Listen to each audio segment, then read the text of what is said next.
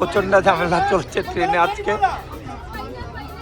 এই দেখো প্রচন্ড ঝামেলা চলছে জায়গা নিয়ে। দেখো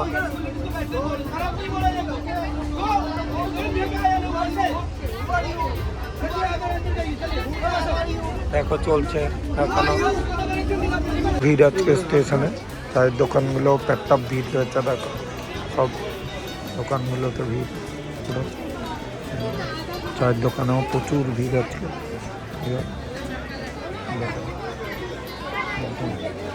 প্রচুর ভিড়। প্যাসেঞ্জার সবাই 1 নম্বর প্ল্যাটফর্মে চলে এসেছি। আজ 3 জানুয়ারি। সবাই এই পারে দৌড়াতে দৌড়াতে আসতে হলো, কারণ ট্রেনের টাইম চেঞ্জ হয়ে গেছে। হাজারদুয়ারি প্ল্যাটফর্মও চেঞ্জ হয়েছে। এই যে ডেলি প্যাসেঞ্জার সব এই পারে আজকে 1 নম্বর দিয়ে যাচ্ছে ট্রেনটা। এই যে হাজারদুয়ারি এক্সপ্রেস 1 নম্বর প্ল্যাটফর্মে ঢুকছে। সবাই দাঁড়িয়ে আছে। ভিড়টা দেখো প্রচুর ভিড় আছে আজকে। শীতকালীন ভিড়ও আছে, প্রচণ্ডই ভিড় ট্রেনটায়। আজকের দিনেও দাঁড়িয়ে মোবাইলের যুগে কেউ একজন ট্রেনে দাঁড়িয়ে এরকম বই পড়ছে দীর্ঘক্ষণ ধরে, দেখে ভালো লাগলো। এরকম দৃশ্য খুবই কম দেখা যায়। গ্রাম্য একটা রাস্তা, এই যে গঙ্গার পাড় দিয়ে রাস্তার পরিস্থিতি দেখো। গাড়ি 5-7 চালানো দুষ্কর ব্যাপার। এরকম বালিতে ভর্তি। এই যে পাশেই গঙ্গা রয়েছে। পুরোটাই এরকম রাস্তা 4-5 কিলোমিটার। এত দূর বসতি করে মানুষ এসে। এই যে আমরা যাচ্ছি, দেখতে পাচ্ছ, একটা ভিজিটে যাচ্ছি। অনেকটাই রাস্তা, অনেকটা রাস্তা। এইরকম পরিস্থিতি। রাস্তা দেখো, রাস্তা বলতে কিছুই নেই তেমন। এই গঙ্গার পাড়ের বালিতে ভর্তি। আর সামনে শ্মশান। রাত্রিবেলায় যাতায়াত করাও একটা দুঃসাহসিক ব্যাপার এই রাস্তায়। গঙ্গাটা এখানে দেখো। আর এই রাস্তার পরিস্থিতি, চারিদিকে জঙ্গলময়। এই যে জঙ্গল চারিদিকে, সামনে শ্মশানও আছে। এই যে কালকে দুঃসাহসিক কাজ করেছে, অনেক রাত্রেবেলায় ফিরেছে। এমন এইভাবেই যাতায়াত করতে হয়। স্কুল কোথায় তোদের? অন্য রাস্তা দিয়ে যাস? আর এই রাস্তা দিয়ে কোথায় যাচ্ছিস এখন? মাঠে? কত দূর? এই ছেলে এই শ্মশান পার হয়ে এই রাস্তায় 8টার সময় গেছে বাড়ি ফিরে। এই যে একটা জরাজীর্ণ মন্দির পড়ে আছে এখানে।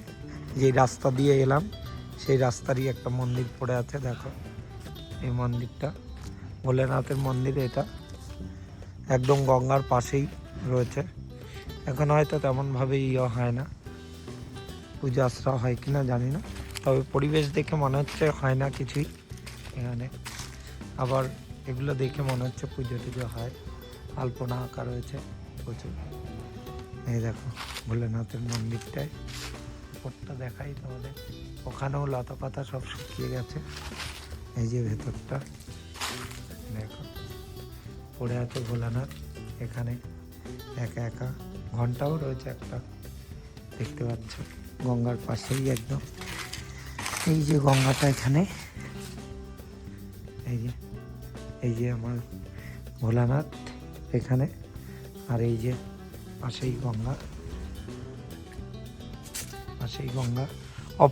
ওই সাইডটা পাটুলি বলে জায়গা, ওই সাইডটা বর্ধমানের মধ্যে। আর এইটা আমাদের নদিয়ার মধ্যে পূর্বস্থলী বলে ওই সাইডটাকে। এই যে শিব মন্দিরটা, তার পাশে তুলসী মঞ্চ আছে একটা, তুলসী গাছটাও মরে গেছে। আর যেমনটা বললাম তোমাদের গঙ্গার পাশে এখানেও একটা চিলেকোঠায় মন্দির আছে। তো দেখো গ্রাম্য জায়গা, গঙ্গার পাশ দিয়ে নদিয়ার মধ্যে পড়ছে। ওই পাটটা বর্ধমান পূর্বস্থলীর মধ্যে পড়ছে।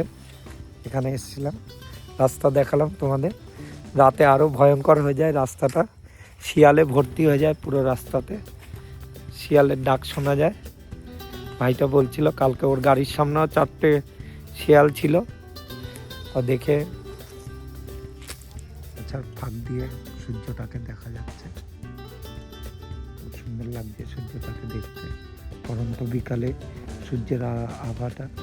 আর এই গঙ্গাটা কুয়াশায় আবৃত পুরো চারিদিকে। ব্যাপারটা বর্ধমান যেমন বললাম তোমাদের।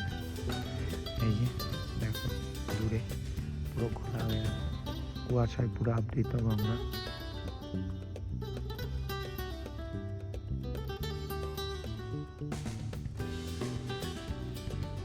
এই ঘাটটা আর ইউজ হয় না তেমন, তাই পড়ে আছে ওইভাবেই, কোনো কিছুই আর ইউজ হয় না আগের মতো দেখে মনে হচ্ছে, আমি জানি না সঠিক তাই বললাম। ঘাটটা আর ইউজ হয় না দেখে মনে হচ্ছে, এরকম ভাবে পড়ে আছে। তো চলো, ওরা দাঁড়িয়ে আছে, যাই। খুব শান্ত, কোনো শোরগোল নেই, কোনো চিৎকার চেঁচামেচি নেই, কিছু পাখি ডাকছে দূরে কোথাও। সন্ধ্যা ঘনালে পুরো ভয়াবহ একটা মায়াবী পরিবেশ তৈরি হবে হয়তো। যে শিব মন্দিরটা দেখালাম তোমাদের, তার পাশেই ঘাটটা, এখানে শিয়ালের ডাক শোনা যায় প্রচুর পরিমাণ। এই যে মোমো চলছে, কাল নূর ভাই আছে এখানে, বিপ্লব দা আছে, সোমনাথ আমাদের ভাই রয়েছে, চারজন মোমো খাচ্ছে। দেখো কর্পোরেটের চাকরি, আর এই ভাইয়ের এই মোমোর দোকান, ভিড় দেখায় মোমো। দেখো এতটা পরিমাণ ভিড় আছে এখানে, দেখো কতটা ভিড় হয়, আরও ভিড় ছিল, ভিড়টা কিছুটা কমেছে। দেখো এর নামই বিজনেস করে, দেখো ভর্তি বসে আছে এখনো লাইন দিয়ে সব মোমো খাওয়ার জন্য। এই যে আমাদের মোমো খাওয়া চলছে সবার। এই পেঁয়াজকলি ম্যাক্সিমাম এখান থেকে যায় তোমার দাদা? হ্যাঁ বলেন। ও কত করে বিক্রি হয় দাদা এখানে মার্কেটে? হ্যাঁ পাইকারি। আমরা পাইকারি বেচি 35 টাকা কিলো। কিলো? এখন 35 টাকা পরবর্তী আরো কমে যাবে। এখন আপাতত কমবে না, হ্যাঁ, কারণ বাজারটা ঠান্ডা পড়ে যাবে, বাজারটা ভালো আছে। এখন তো নতুন উঠছে সবে এইদিকে। উঠছে। ঠিক।